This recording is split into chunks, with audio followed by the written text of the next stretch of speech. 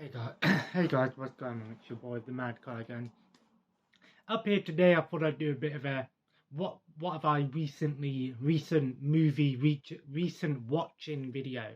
I've got a fair decent amount of things that I've recently watched. I thought I'd start off by saying that I did finish Assassin's Creed Odyssey. I was going to do the season pass, but I didn't have the money to pay for it.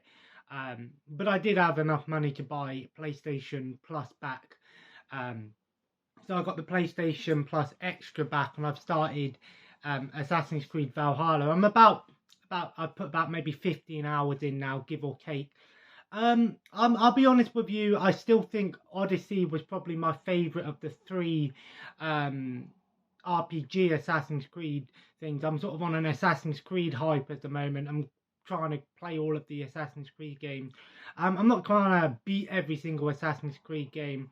If I can beat them, that'd be perfect. But obviously, I've played a majority of Assassin's Creed games, so some of the ones that I already have played, it'll be a case of going back and trying them out again and seeing if I can get further than I did before.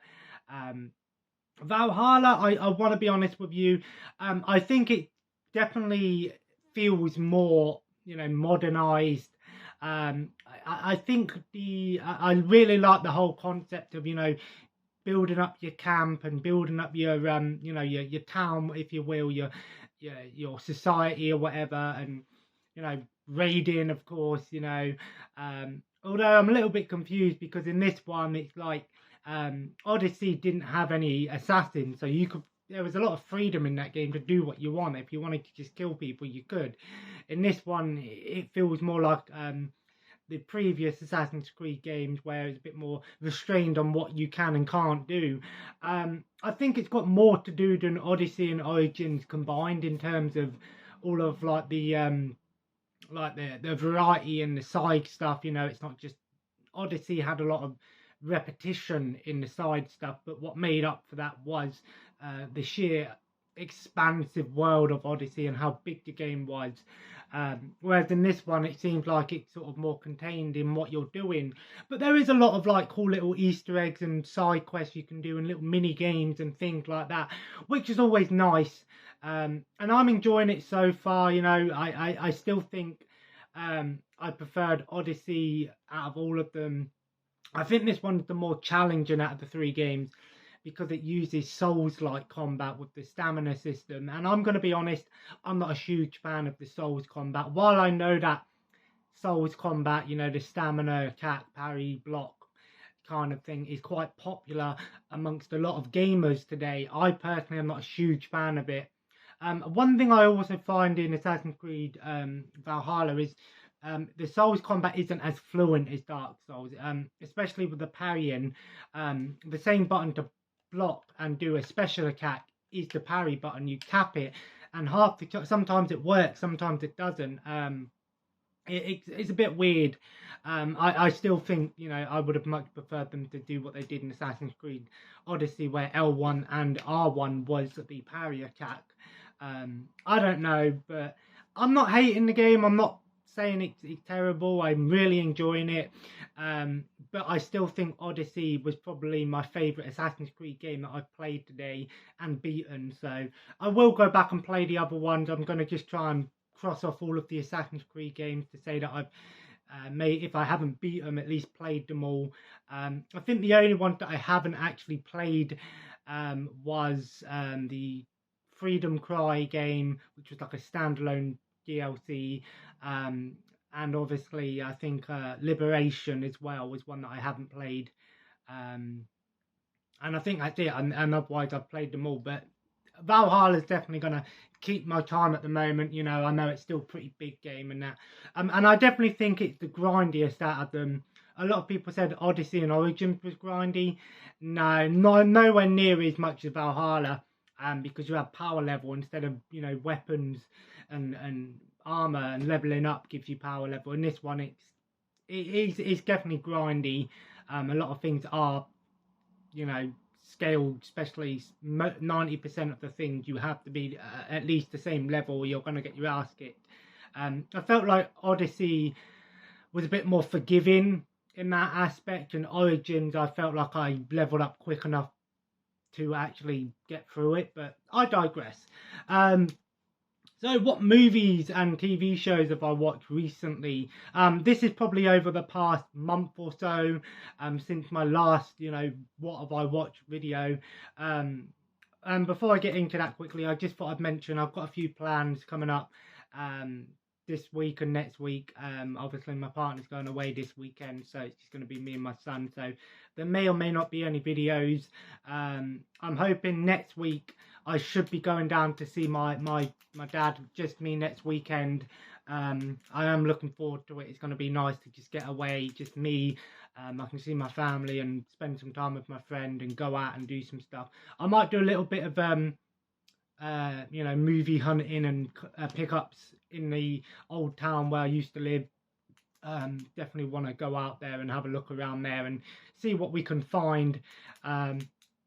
I'm hoping to get the Dragon Ball Z complete series box set soon, which will be similar to the Dragon Ball one, which is the American style box set. But I'm hoping to get that soon as well. And I want to get a new TV soon. I had a look on Argos. I was going to get one off Amazon, which I can't remember what it was called. I can't remember the name of it, the brand. It was like a Jai something brand. But it had an Amazon Fire Stick built into it. But then I had a look on Argos, and they're actually selling some Hitachi 50-inch and Bush 4K TVs for about £279, whereas the one that I seen on Amazon was £349. But I do use Fire Stick as my sort of main, hub for watching streaming services. So if I was to get a Bush or a Hitachi, I'd still use a Fire Stick. I don't know yet. I'm debating on what I want to do. I mean, my TV still works fine. It's just got a few little scratches on it here and there. But I do want to get a new one soon. But anyway, what have I recently watched? First up, I watched a movie called Winewood. I think it's spelled W-Y-R-M, Wood. It was like an Australian sort of zombie comedy movie. I thought it was pretty funny, had some good gore to it. Had an interesting concept to it with the zombies in this one. The zombies basically have this gas that they spew out from their mouth, and it's flammable, and they can use it for fuel. And then at night, the zombies become like, really fast and powerful, kind of like Dying Light a little bit in that sense. Was a pretty funny movie. It weren't like a serious movie, but had some good gore to it, some good funny moments. Australian movie. Let me know your favourite Australian movie. I think a lot of people would say there's I can't remember the name of it, but there is one that comes to mind that I've heard of, which is a pretty good Australian movie. But yeah, that one was a lot of fun. Next up, I watched the 2021 Candyman film. I didn't notice till after I watched it that the new Candyman film did basically what Terminator Dark Fate did, and basically ignored any Candyman sequels and was a direct sequel to the original Candyman film. I've never seen any Candyman film beforehand. Do you need to watch the original to enjoy this one? No, I don't think it explains what the Candyman is and all of that. I thought it had decent tension and good sort of dramatic pacing. It was a bit more slower. It wasn't sort of in your face sort of slasher movie. It was more sort of dramatic, setting up obviously for the new Candyman series. But obviously the main prospect of the film was the whole Black Lives Matter thing. It had a lot of social commentary to it, and obviously you knew exactly what this movie was about going into it, and I thought it did a good job of showing that in a horror sense. I'm not gonna say it was one of the best films I'd ever watched, but I've seen worse, but I've also seen better. I'd say it was probably about above average for me. It was a decent film, but because I've never watched any other Candyman films, I have nothing to compare it to. Maybe I'll check out the previous versions and then decide whether or not I think it was faithful to the originals or not. But I thought it did a good job. It's a good sort of movie. If you haven't seen any of them, you can still enjoy it. The next one I watched was a full moon movie called Miss Congeniality, also known as Genie in a String Bikini. With that name, you know what you're getting yourself into.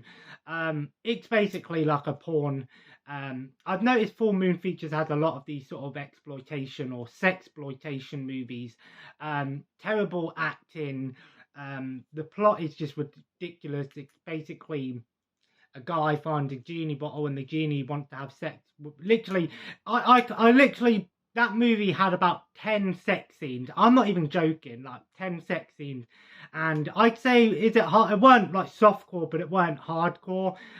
You saw enough to know it's obviously porn, but it's not hardcore porn. You know, it's not real, you know, porn. It was obviously cinematic porn, but what it was a spoof of, I don't know. The only thing I can think of that it was a spoof of, because a lot of these porn movies, there's porn for everything, you know, even The Exorcist and Freddy Krueger, loads of porn versions of film. The only thing I can think of that it was a porn version of was the show I Dream of Jeannie, because the character's name is Jeannie. That's the only thing I can think of. I wouldn't recommend it at all. Maybe if you want to see some sex, I guess. The next one was called Petticoat Planet, and this was even worse. It was basically about this guy who ends up on a planet full of women, but it's set in the Wild West. It was softcore porn at its worst. Literally, you barely see anything in it. There's literally scenes where it's trying to be sexy, and you just literally see her like standing there with a whip, like touching this guy, and it's like, is this what people used to jerk off to back in the day? I don't know. Like, I couldn't recommend it in any way. It was cheesy for sure. Terrible acting. If you like those low budget movies, you might enjoy it. But the whole concept of the whole Wild West planet just sort of reminded me of the old Star Trek episode where they go to the Wild West, which I really enjoyed that episode. So, and I kind of want to go back and watch the original Star Trek. The next one I watched was Twin Dragons, which is one of my all-time favourite Jackie Chan movies. Has a lot of nostalgia, this movie does for me. I had it when I was a kid. I remember I had this box set as a kid that had this movie, Shanghai Noon and Rumble in the Bronx. But this was the one that I always used to watch. Because I always remember, you know, as a kid, I really enjoyed like cars and stuff like that. And there was a scene towards the end of the movie where they're like fighting inside like a car training facility. So I remember when I was young, I was always saying to my mum and my brothers, oh yeah, let's watch that car Jackie Chan movie. You know, this movie's cheesy. It's definitely a cheesy action comedy movie. Some good fight scenes in there. One thing that really sort of I found really weird was the aspect ratio in this. It has a 2:3:5:1 aspect ratio, which was really weird to me because when I remember when I watched it before years ago, I don't ever remember being like that. I thought it was like either you know, the 16:9 or you know, was it 8:1 or 4:9 or whatever it's called, the other version. So yeah, it kind of, I still watched it, but I don't ever remember it being like that. I do want to upgrade it to Blu-ray, however, but I don't believe it actually got an official UK release Blu-ray. I think it was like one of them, I think it was, I want to say like German or that sort of region, and the import fees, in my opinion, a little bit too much for me. But let me know in the comments below, is the Blu-ray worth upgrading to? If you have the Blu-ray, is the picture quality and audio better? Is the full screen and that? There's no special features on here. There is subtitles, but one thing also I want to mention is the audio in this one seemed a bit weird. Like when they're talking, it seemed like it was like those old Hong Kong movies where they're saying like 20 words, but the English dubbing is showing like 3 words. And it seemed like that in this movie, but they're speaking English, so I don't know, maybe it was just this version, maybe it's the DVD wasn't great release, but I still enjoyed this movie. It's one that I tend to watch at least once a year. You know, so. The next one I watched was a movie called St. Agatha, which I thought was it was on Shudder. I thought it was going to be something along the lines of like the Nun horror movie, The Nun, or The Conjuring, something like that. But it wasn't. I would say it was more of a horror drama movie. Very heavy on the drama aspects. It's about these women that go to this convent, and obviously something more sinister is going on, and the nuns are obviously doing these horrible things to these pregnant women and taking their babies and selling them to people. It's about this woman who obviously is trying to, you know, figure it out and escape and all of that. It's very dark movie. I thought it was decent, but it was very low on the horror element. There were a couple of creepy scenes, like with the faceless nuns, almost like Slender Man style nun faces, and very psychological aspect of the film. It's one of those sort of horror movies that you're going to go into, and it's one of them shocking horror movies. Not shocking in the sense of violent and gory, but more showing off the darker side of humanity. And I'll be honest with you, it seemed like something that probably would have happened. I don't think it was based on a true story, but it's probably it probably is something that probably has happened in the world, or maybe still does happen. I thought it was decent, but a little bit slow and dramatic for the average horror movie goer. But if you're into those sort of slow-paced, heavy-hitting dramas, I definitely recommend it. It's not, but from the covers of the movie and the artwork, you would expect it to be more like The Conjuring or The Nun. You know, very sort of supernatural, scary movie, but it isn't. It's nothing like that. Next up, I managed to watch season 1 of Robot Chicken. This is a box that has season 1 to 3. I've already mentioned in my TV show collection video that Robot Chicken doesn't actually have releases past season 7. In the UK, we only got seasons 1 to 4 and the Star Wars specials. 5, 6, and 7 were released in the US and I believe Australia as well. However, I looked them up online and the import prices on eBay are just ridiculous. People are trying to sell like season 5 for like 25 quid plus like £20 shipping, and I'm not going to pay £40 for one season when I can just go on to Amazon Prime and buy a whole season for £9.99 a piece, or I can get all 4 and watch them on all 4 because I know they're on all 4, which I might do when I want to go back and continue with Robot Chicken. I might just get all 4 just to watch Robot Chicken. I think it's only like $3.99 or $4.99, something like that. At least then I'll be able to watch Robot Chicken. I really enjoyed this show. To me, it kind of reminds me of that Rick and Morty, you know, that intergalactic TV. It's kind of like, it is a sketch show kind of thing with like toys and things. Very dark humor as well. A lot of the things, the small ones, like the clips that are like 5-second clips that get me sometimes. I'm like, oh wow, that's hilarious. But I enjoy Robot Chicken. I would prefer Adult Swim to pick up Robot Chicken and put it on something else. I don't know the original. It doesn't say on here where, it just says Adult Swim. It doesn't say if it was part of a thing. Like I said, it's on all 4 in the UK. But I would like to see it maybe get put onto something like Disney Plus or Netflix or Amazon Prime, to as a streaming service that I use.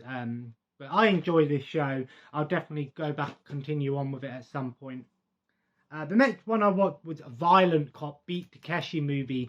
Absolutely fantastic movie. Not your sort of over the top Yakuza action movie, guns, shootouts, that sort of thing. Bit more slower, dramatically paced movie, but Beat Takeshi, one of the all-time greats, and of course Takeshi Miike, fantastic. I want to say director. His movies are so stylistic, so showing off the darker side of humanity. It reminded me a lot of Hannah-Bai, but I felt Hannah-Bai was obviously a bit more slower paced. I think Hannah-Bai, Violent Cop, and I think the movie Sonatine are part of a trilogy. I don't know if they connect in any way, but I know they're part of a trilogy. Like similar movies, the whole Violent Cop thing. excellent movie. Highly recommend it to anyone that wants to watch a dramatically paced, violent movie, but not your sort of typical over the top, like transponder movie, or Die Hard, not that sort of action. Bit more slower, dramatically paced. Does have its fair share of action sequences, but not your sort of over the top like Jackie Chan action movies. But really good movie, and I really appreciate those sort of movies. Cinematically a masterpiece in my opinion. I do have a physical version on DVD as well, but I watched it on Arrow. I also watched the movie Quarantine. I did talk about this in my horror DVD collection, so I won't tell too much. It's essentially Wreck remade for a US audience. It is pretty much a shot-for-shot remake. There are a couple of things that are slightly different. Like there was a scene with the dog that was in the movie that wasn't in Wreck, and then obviously all of that. But pretty much everything else was a direct copy from Wreck. If you enjoy Wreck, you don't need to watch Quarantine because it's essentially the same movie. If you've never watched Wreck, then you probably could watch Quarantine and just leave it as it is. I didn't like how Wreck sort of went off in a different tangent. I didn't really much care for how Wreck went off, but I really enjoyed the original Wreck. So I appreciated watching it kind of again, but with English voice in actors, I guess. But I still think Wreck is superior to Quarantine. But I know Quarantine 2 was its own thing. But it's really hard to really talk about Quarantine if you've already seen Wreck. Then I watched a movie called What Happens in Vegas, of course, with Ashton Kutcher. I can't remember the name of the female actor that's in it. It's on the top of my head. It was a rom-com. I was in the mood for something a bit more sort of chilled and laid back. It's a movie I could see myself rewatching, not because I was overly fond of the movie. I thought it was okay. But I have like movies like, for me, like comedy movies and late night comedy movies like The 40-Year-Old Virgin, 40 Days and 40 Nights, Office Space. They're movies I can go back and rewatch because they're sort of the movies you can just put on, lie back, chill. If you fall asleep, it don't matter. Just chill out to, get a couple of chuckles here and there, but you don't need to divert all your full attention to. It's not going to make you feel tense or anything. It's sort of a good movie to relax to. I thought it was an interesting movie, but a stupid movie as well. Essentially, Ashton Kutcher and this woman, I can't remember the name. If you know the name, let me know. They end up in Vegas, obviously meeting up and having a crazy night, getting married, and then obviously say we don't want to be together, it was a mistake. Then they win the jackpot, like $3 million, and they're basically saying that, they go to court and the judge is like, you have to stay married for 6 months and prove to me that you can work on a marriage, and then you'll get the money, otherwise you don't get it. And then obviously chaos ensues when they're basically trying to sabotage each other and get the money for themselves without having to split it.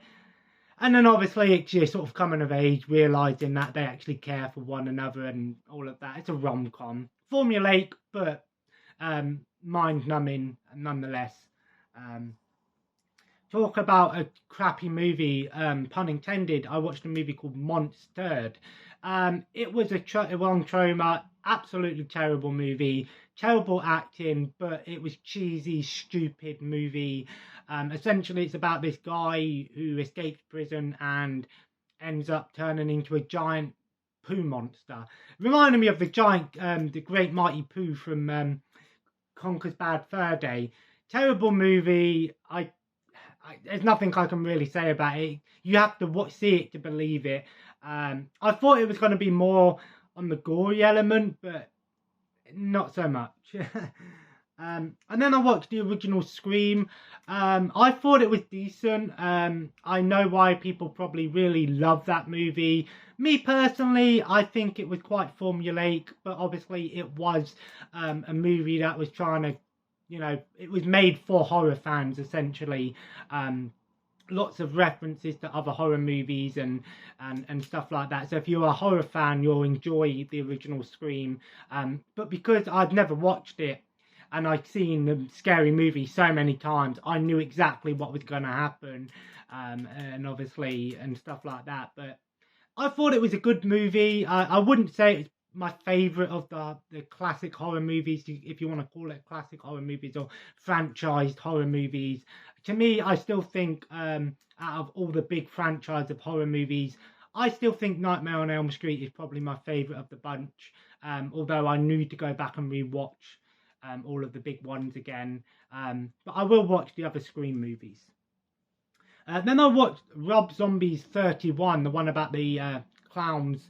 I enjoyed the movie, and I like the concept of, killer clowns and basically trying to hunt people down. Very gritty. I enjoy Rob Zombie movies. Very gritty, grindhouse feel to them. Dark horror movie. But the only letdown for me was the editing. There was lots of quick cuts here and there, and the scenes like where there's a chainsaw fighting and stuff like that. Lots of quick cuts. You can barely see what's happening. My biggest complaint was the strobe lighting scene where there's this woman trying to kill the guy, and there's strobe lighting going crazy in the background. You can barely see what's happening. It made me feel really weird afterwards. It was horrible. Should put a warning on there, man. But I thought it had a good concept to it. I'd like to see maybe another one in the future.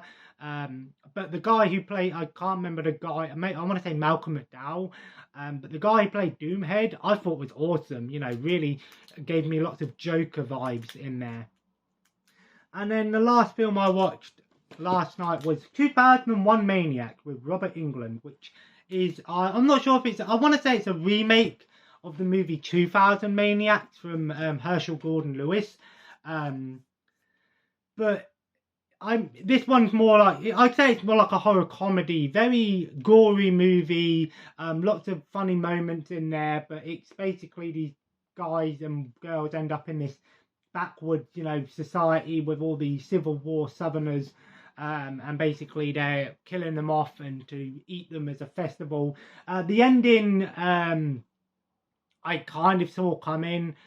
Was the whole thing of, they weren't there, they were actually ghosts and that. But to me, that kind of, I don't know, it just sort of, I don't know, it was kind of, the ending sort of ruined it for me. Not that you really want to take this movie too seriously, but if you're looking for a gory, fun movie, definitely check it out. Definitely lots of trauma vibes going on here. It's not a trauma movie, but you definitely get that feel for those trauma gore fest movies. Good comedy in here. You're not your sort of typical backward slasher movie, killer, village type movie, but enjoyed it nonetheless. And then tonight I'm going to be checking out on Blu-ray Alien Abduction, probably one of the worst titles for a movie ever. Alien Abduction. It makes me laugh on here. It says tense and inventive. Highly recommend. Starburst magazine. I've heard nothing but bad things about this movie. It's a found footage movie, POV horror, but with, aliens, abductions. I'm expecting it to be quite, low budget, not sort of, great. I've heard mostly negative reviews for this. A lot of people saying it's not scary. From the producers of Pulp Fiction and Hostel. With a title like that, you'd think, oh, this would be pretty decent. I'm going to check it out. Maybe I'll enjoy it. Maybe I won't. I'm not a huge fan of alien abduction movies. I think a lot of them are, I haven't seen many, and there is one of those sort of genres that is more known in documentaries. You don't really see many movies based on alien abduction, with the exception of Fire in the Sky, which is obviously the most notorious one. But I'm going to check it out, give it a fair chance. Not a long movie, 81 minutes, an hour and 20 minutes. I like short movies, gives me more time to watch SpongeBob afterwards. Sort of my cool down. Although I had a weird dream last night. I was watching the SpongeBob episode. It was the one with those weird backwards, I want to say like redneck fish characters, and they have no eyes. I think SpongeBob is definitely has some weird, creepy moments. Sometimes. I still think SpongeBob is great. I think SpongeBob is the show that I'm actually glad that I've gone back and watched. But there's a lot of episodes with SpongeBob I haven't even seen before. So I'm on the end of season 7 now, 13 seasons. But anyway, guys, so there we go. Tonight's film, Alien Abduction. Let me know in the comments below, is it any good? I'm expecting this to basically be Blair Witch, but with aliens. And as we know, Blair Witch Project is one of those movies everyone loves, but for true horror fans, they go, what's the big deal about it? The marketing is what made Blair Witch Project so popular, with the marketing. The film, but anyway, guys, I hope you enjoyed this video. Feel free to leave a like. Let me know if any of these films that I've talked about, or shows you've recently watched yourself, you recommend them. Out of all the ones that I've watched in this video, the one that I'd probably recommend the most is probably 2000 Maniac and Twin Dragons. These movies, lots of fun to be had with them, but not for everyone. And as always, guys, subscribe if you haven't already and join the family. The sun's come out again, so I might go for a little walk, I think. And as always, guys, follow me on Twitter and Instagram and subscribe if you haven't already. I might have already said that. If I did, I apologise. And I will see you in the next video. It's either going to be another true stream or not just stream video, or maybe I'll think of something else to do. And as always, guys, thanks for watching. Thank you for all the positive support on the channel. Keep safe, you know, with everything going on in the world today. Maybe just take some time to relax, and if you can, that is, and enjoy some games and movies, just like me. And as always, guys, have a nice day.